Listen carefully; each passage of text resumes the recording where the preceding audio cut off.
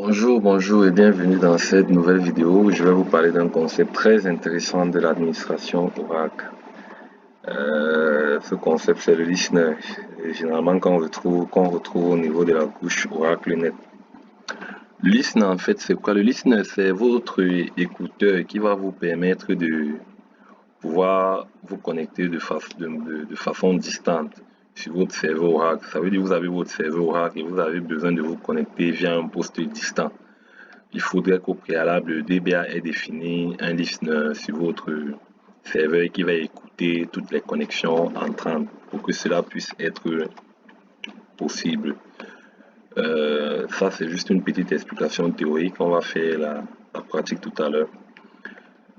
Maintenant, lorsque votre listener est créé, il y a deux façons pour lui de desservir vos bases de données sur un serveur. Il y a la façon dynamique et il y a la façon statique. La façon dynamique est que, sous une condition, lorsque le listener est créé, vous n'avez pas besoin de lui dire autre chose. Lui-même essaie de faire un check-up de toutes les bases de données qui sont démarrées. J'insiste bien sur le fait. Donc, il est sur le terme démarrer. Je disais tantôt que lorsque le listener est créé, il essaye de faire un check-up sur le serveur Oracle pour voir toutes les bases de données démarrer et commencer à les desservir. Ça veut dire que sans rien dire au listener, il commence à écouter toutes les connexions vers toutes les BD qui sont démarrées. Mais ceci, c'est sous une condition. La première condition, comme j'ai dit, c'est que la BD doit être démarrée pour que le listener la dessert de façon dynamique. Et il faudrait que cette BD elle-même ait déjà défini un paramètre en interne qui authentifie, qui fait en sorte que ce listener soit reconnu comme son paramètre local. Nous le verrons par la suite. La deuxième façon, c'est la façon statique. La façon statique, ça veut dire que lorsque le listener est démarré, nous partons vers le listener et nous lui disons que, comme tu vois, il y a une BD Toto qui tourne sur ce serveur. Enregistre cette BD Toto pour la desservir. Donc ça, c'est la façon statique. On part du listener qu'on a une BD Toto qui tourne sur ce serveur, il faut la desservir. Donc, première façon dynamique, on ne dit rien au listener. Le listener lui-même fait un check-up de l'environnement. Il voit toutes les BD qui sont démarrées et il commence à les desservir, sous réserve que chacune de ces BD est enregistrée sur le listener comme étant son listener local. Deuxième façon, la façon statique.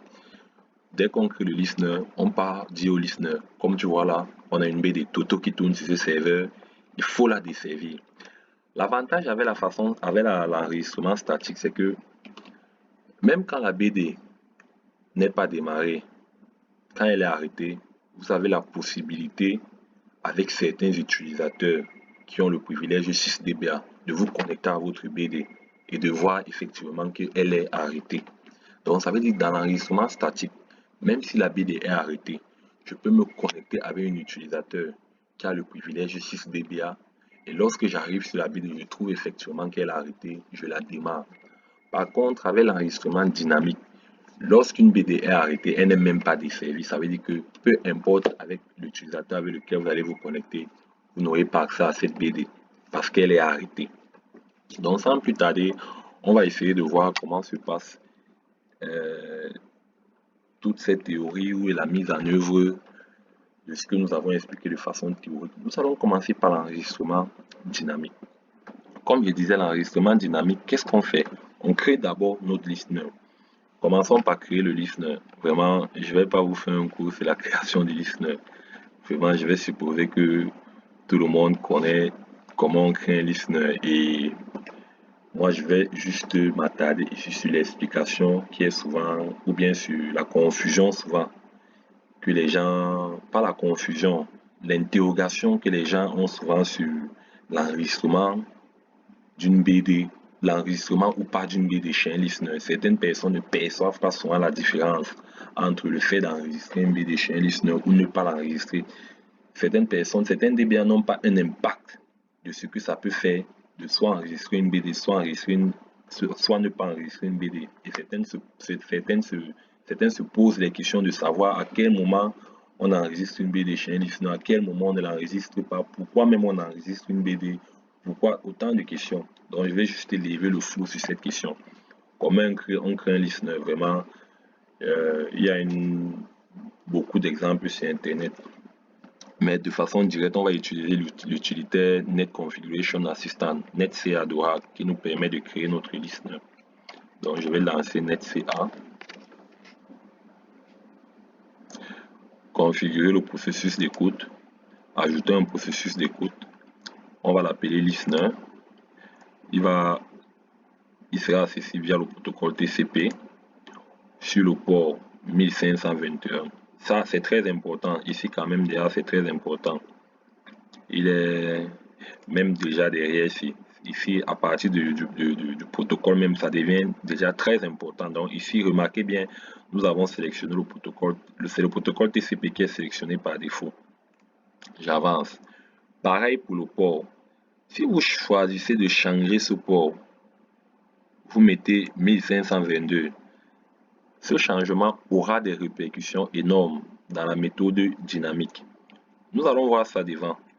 Commençons par cocher juste le 1521. Allons à suivant. Voulez-vous configurer notre processus d'écoute? Non. Nous avons terminé et fin. Nous allons nous rendre dans notre dossier où est contenu le fichier listener Oracle qui est créé. Bon, par défaut, ce fichier se trouve dans le dossier Oracle Home, Network et Admin. Bon, lorsque l'environnement Oracle a été bien mis en place, c'est pas obligé, hein, mais je dis ça pour des soucis pour des facilités d'administration. Lorsque l'environnement Oracle a été bien mis en place, généralement tout ceci est contenu dans la variable tnsadmin. Donc vous pouvez bien voir que nous sommes dans, voici notre Oracle Home et voilà bien Network Admin. Lorsque je fais mon ls, j'ai mon fichier. Bon, je vais enlever tout ce fichier back qui a été créé. Ok. Donc j'ai mon fichier listener.oracle qui a bien été créé. Je vais éditer le fichier listener pour voir ce qu'il contient. Vous voyez bien qu'il contient notre listener que nous venons de créer, qui tourne sur le protocole TCP. Le host, c'est le nom de ma machine. Et le port, c'est le port que nous avons créé. Remarquez bien, ce listener écoute sur le port 1521, écoute les connexions entrantes via TCP sur le port 1521 sur le serveur Oracle serveur.dba.com. C'est très important. De façon dynamique, lorsque nous sommes dans la méthode dynamique, pour que ce listener-ci, je vais le réafficher, pour que ce listener-ci puisse desservir une base de données, la première des choses, c'est que la base de données doit être démarrée. Ça, c'est la première des choses. La base de données doit être démarrée. La deuxième des choses, comme je l'ai dit, c'est qu'il faudrait que la base de données ait enregistré les paramètres de ce listener comme étant son listener local. Ça veut dire qu'au niveau du paramètre qu'on appelle local listener dans une BD, il faudrait qu'on trouve ces paramètres-ci étant enregistrés. Tout ceci plutôt. Il faudrait qu'on trouve ce paramètre étant enregistré comme le listener local. Si dans local listener, on n'a pas ce paramètre, ça veut dire que ce listener ne peut pas desservir cette BD. Ce que je vous disais tantôt, soit sur le protocole, soit sur le port. Ça veut dire que si on part dans une BD, on trouve que son local listener dessert juste sur le port 1522. Cette BD ne peut pas être desservie par le listener ainsi que nous avons créé. De façon dynamique, cette BD ne peut pas être desservie. J'espère qu'on se comprend bien. Ce listener écoute les connexions entrantes sur le port 1521 via TCP sur le serveur que voici.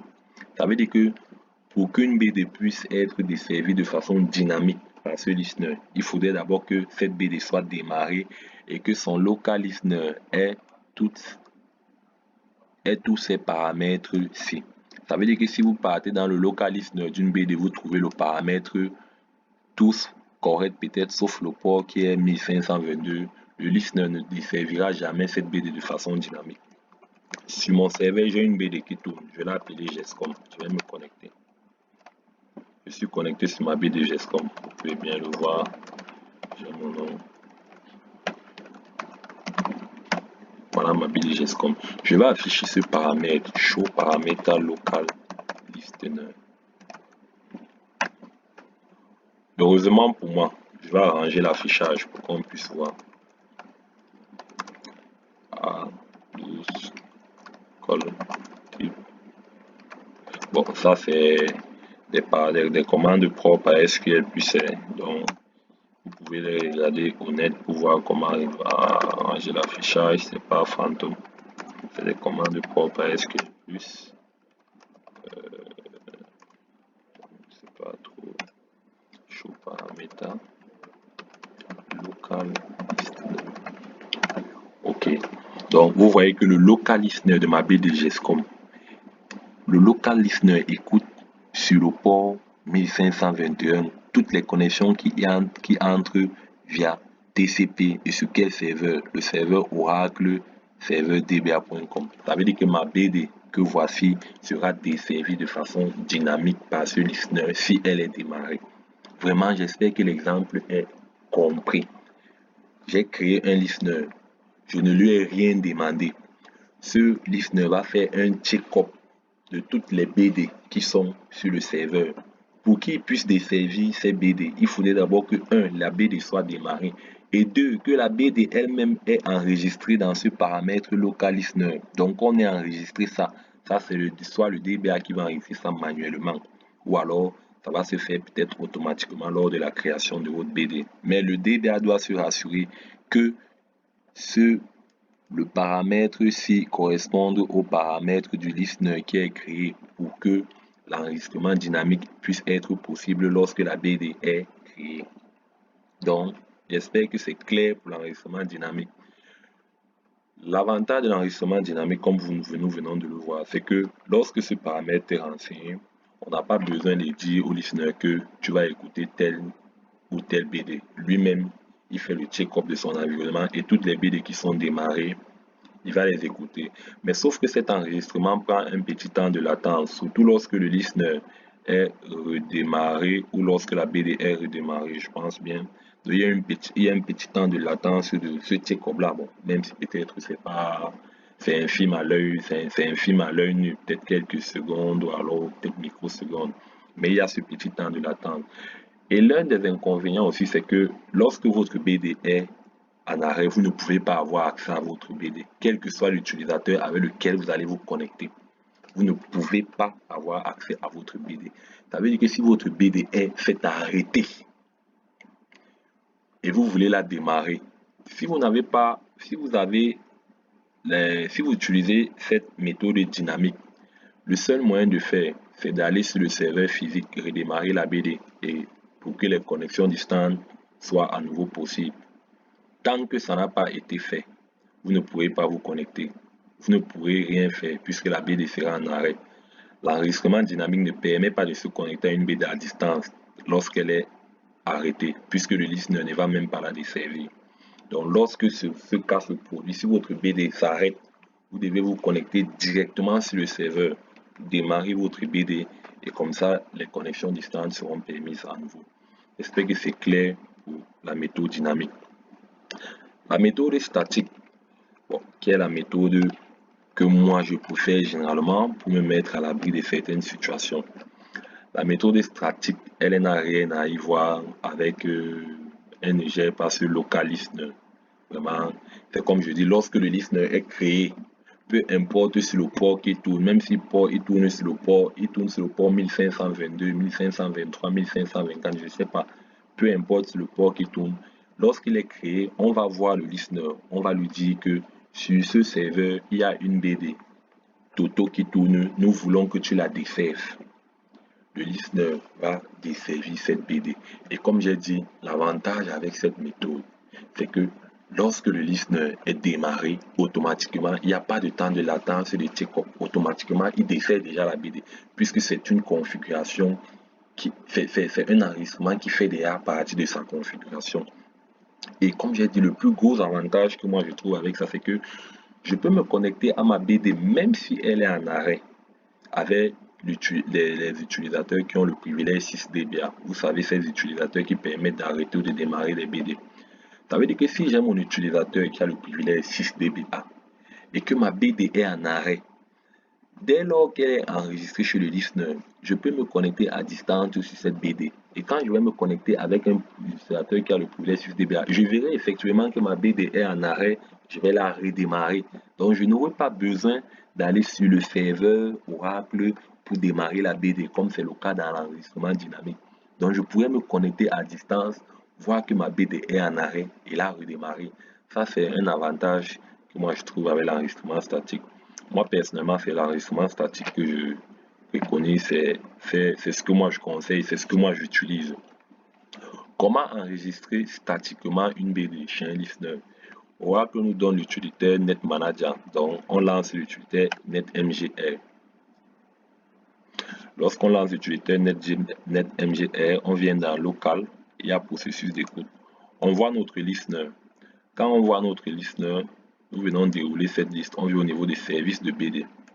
Je tiens à vous dire que tout ce que nous sommes en train de faire ici est faisable de façon manuelle. Vraiment, tout ça est faisable de façon manuelle. Et pour ceux qui n'ont pas la maîtrise manuelle, je vous exhorte à aller lire comment ça se passe pour que lorsque vous allez lire un fichier listener.ora, vous puissiez être capable de l'analyser et de savoir de quoi il est question. Donc, dans cette liste déroulante, je pense service de base de données, je vois ici qu'aucune BD n'a été enregistrée statiquement. Moi, je vais enregistrer ma BD. J'ai ma BD GESCOM qui tourne. Le nom global de la BD. Le nom global est constitué du nom du DB unique et du nom de domaine. Dans de mon cas, le voici. Le SID, le nom de l'instance, c'était GESCOM. Lorsque j'ai fini ça, je clique sur un fichier, enregistrer la configuration réseau. Et ainsi, je peux sortir. Nous allons venir voir le contenu de notre listener. Nous verrons que du fichier listener.ora, nous verrons qu'il a changé. OK. Donc, vous voyez que Oracle a ajouté ces premières lignes-ci. Donc, ce sont ces lignes-ci qui disent au listener que nous avons une BD dont le global name est gescom.dba.com. Nous voulons que tu la desserves. Ça veut dire que la BD soit arrêtée, que la BD soit démarrée. Nous pouvons accéder à notre BD avec un utilisateur. Bon, lorsqu'elle est arrêtée, nous accédons normalement avec. Lorsqu'elle est démarrée, nous accédons normalement à notre BD. Mais lorsqu'elle est arrêtée, nous accédons à la BD avec des utilisateurs qui ont un certain privilège, notamment 6 dBA, pour pouvoir la démarrer. Pas besoin d'aller sur le serveur physique et de démarrer la BD, non. Et ici, dès lorsque le listener démarre, directement, il a cette configuration. Il n'y a pas de temps de l'attendre pour dire que non, il doit d'abord faire ce check-up. Ici, le paramètre local listener, qu'il soit renseigné ou pas renseigné, n'aura pas d'impact sur le fait que le listener va desservir la BD dont le nom global c'est gescom.dba.com. Donc nous pouvons sortir. Maintenant, si vous avez fait cet enregistrement pendant que le listener était démarré, pour voir si le listener est démarré, vous savez l'utilitaire ls-nrctl statut listener.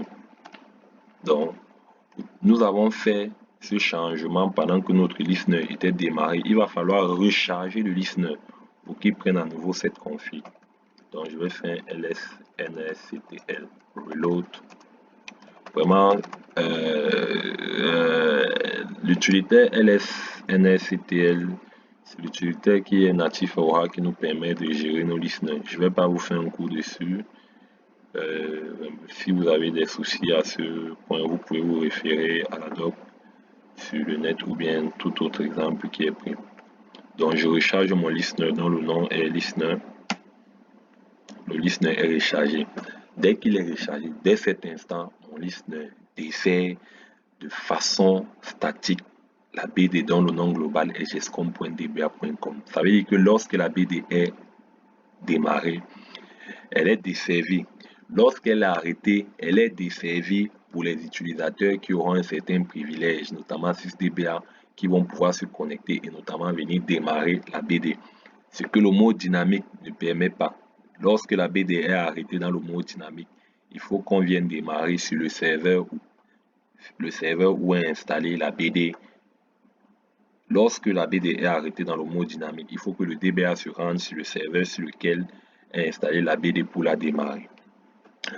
J'espère que l'explication a été claire et maintenant vous voyez pourquoi certains enregistrent les BD chez le listener et d'autres ne les enregistrent pas. Vous avez à partir de cette vidéo, je pense, toute